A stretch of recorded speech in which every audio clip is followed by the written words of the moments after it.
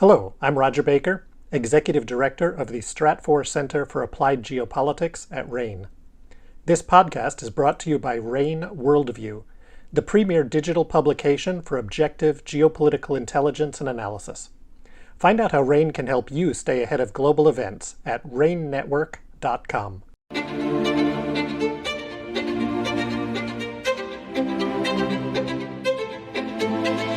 Welcome to RANE's Essential Geopolitics podcast.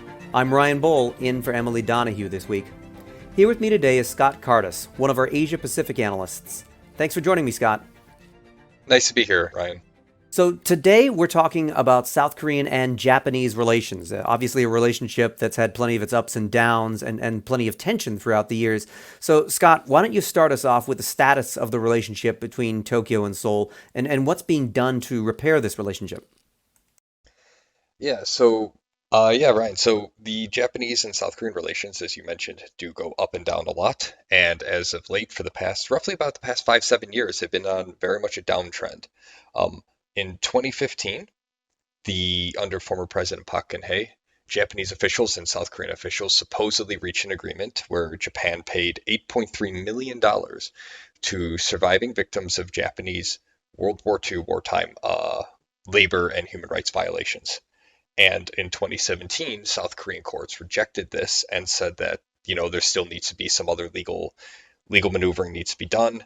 The decision isn't truly legally binding under South Korean courts and law, so the South Korean plaintiffs can still sue Japanese companies like Mitsubishi.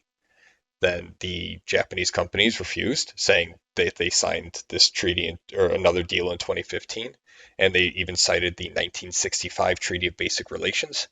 So they are saying this, you shouldn't be able to sue us, this should be done.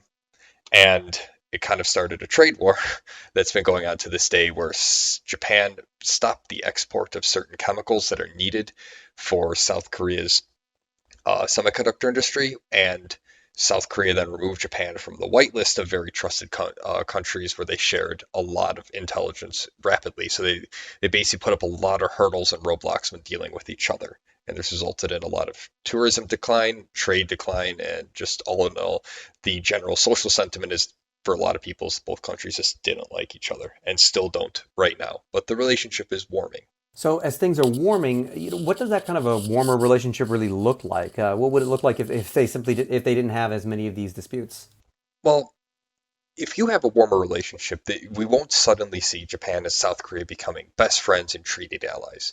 There's still way too many issues that need to be worked out between the two countries, and they're not going to be worked out, sadly say, they're not going to be worked out anytime soon. But what we would see is kind of a return back to a more standard relationship with your neighbor. You'll see a lot of these barriers from trade from Japanese firms to be relaxed, and you'll see a lot of the intelligence sharing from South Korea's side to go back to where it was. And you'll likely see a lot of return of tourism, South Koreans being some of the highest number of tourists to Japan. And so, a lot of places in Japan that rely on tourism have been really missing these tourists, obviously, and their money. So you will likely see a return of tourism. And this won't happen overnight. This won't happen with the snap of fingers, but that's some of the key things that we would see. And what does a closer relationship mean for the United States as well as for the whole region? Obviously, China is a major player that doesn't necessarily want to see these two countries being closer. The U.S. certainly does. So how does that all factor in together?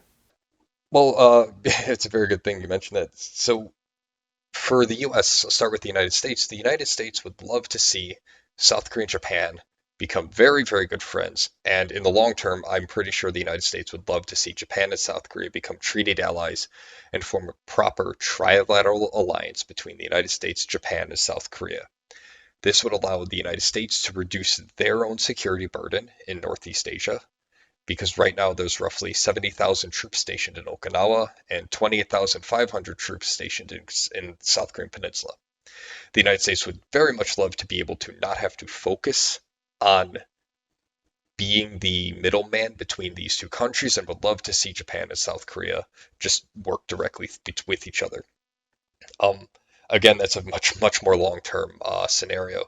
But in the short term, the United States would definitely see a lot It would make the United States' position easier in Northeast Asia by having these two countries, two of the closest allies, cooperate and be far more friendly and less standoffish with each other in the political realm.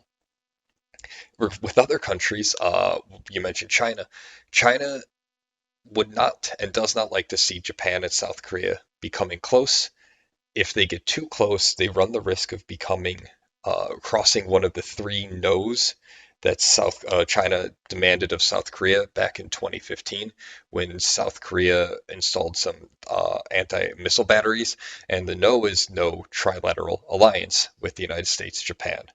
And while, again, there won't be a sudden trilateral alliance, when you move into a warmer relationship and you move in that direction, China's not going to be very pleased with that. Obviously, North Korea is the other question. North Korea does not want to see Japan and South Korea become friendly. North Korea still harbors a lot of the same grudges that South Koreans do with Japan over World War II wartime atrocities, and they are far more bellicose over their disagreements, and they're far more bellicose with their disagreements, and they're far more vocal with their condemnation of Japanese politicians right now doing contentious things such as visiting Yasukuni Shrine or whitewashing a lot of Japanese textbooks to remove Japan's role in World War II wartime atrocities. And obviously we have Russia is still active in the Northeast Asia. While Russia is not the biggest player, Russia would definitely not like to see two very friendly countries with the United States becoming friendlier with each other, because Russia and the West are not in agreement right now after the war in Ukraine. So a lot of these countries in Northeast Asia will not like to see this. There's not much that they can necessarily do, but we could see maybe Chinese politicians trying to find ways to slow the relationship from warming or even widen the gap if they can do so. Well, like I was saying with you before we began recording the podcast, this is a relationship with so many ups and downs. It's very easy to lose track. So I'm glad, Scott, that you're tracking it for us and keeping us current on the developments between Tokyo and Seoul. Yeah, glad to do this. Glad to watch this relationship. It's a very key relationship for the region and for the United States. Understanding geopolitics is critical to future planning, whether you run a multinational conglomerate or you're planning a trip to a place you've never been. RANE offers businesses a complete geopolitical intelligence solution with Worldview for enterprise. Our app delivers forward-looking, enterprise-level analysis and tools that enhance your ability to understand what happens next. Learn more at RANE's geopolitical intelligence solutions at ranenetwork.com.